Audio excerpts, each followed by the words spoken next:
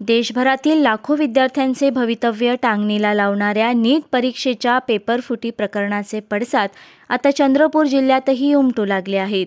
शरद पवार गटाच्या राष्ट्रवादी काँग्रेस पक्षाच्या शहर जिल्हाध्यक्षा बेबी उईके यांच्या नेतृत्वात या गंभीर प्रकरणातील दोषींवर कठोर कारवाई करण्यात यावी आणि केंद्रीय शिक्षण मंत्री धर्मेंद्र प्रधान यांनी नैतिक जबाबदारी स्वीकारून तात्काळ राजीनामा द्यावा अशी मागणी चंद्रपूरच्या राष्ट्रवादी काँग्रेस पार्टी शरदचंद्र पवार गटाच्या वतीने करण्यात आली आहे.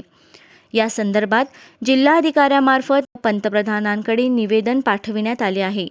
या संपूर्ण प्रकरणात एखादे मोठे रॅकेट सक्रिय असून त्याला प्रशासकीय बेजबाबदारीचे खतपाणी मिळत असल्याची शंका राष्ट्रवादी काँग्रेसने उपस्थित केली आहे.